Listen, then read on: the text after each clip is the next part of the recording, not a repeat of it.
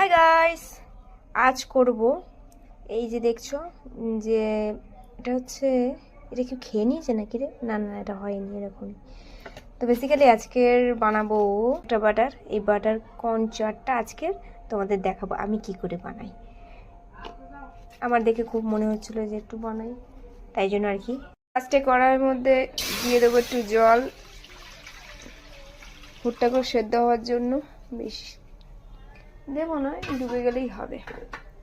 তারপরে এই দেখো ভুট্টাগুলো ছাড়িয়ে নিয়ে আমি এরকম করে কেটে নিয়েছি যাতে সুবিধা হয়। তো চলো একটা একটা করে দিয়ে দিই আর দেখি আদৌ কীরকম হয়। একটুখানি দিয়ে দেবো লবণ, কারণ সেদ্ধ হওয়ার সময় একটু লবণও ভেতরে যাবে নাহলে।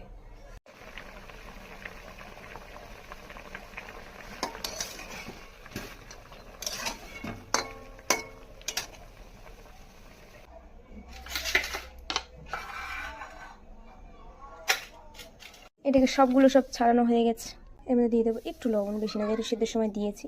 সামান্য একটুখানি লঙ্কার গুঁড়ো আর দিয়ে দেবো এই বাটারটা। মেন জিনিসটাই তো দিইনি এখনো, এই যে ভেজে গুঁড়ো করে হামানদিস্তা রেখেছিলাম গোলমরিচ গুঁড়ো, একটু গোলমরিচ গুঁড়ো এর মধ্যে দিয়ে দেবো। ব্যাস, যা দারুণ লাগবে খেতে।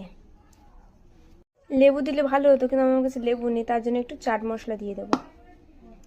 তো বিশ্বাস করবে না গাইস, এত টেস্টি হয়েছে মানে কি বলবো। তোমরাও বাড়িতে ট্রাই করে দেখতে পারো।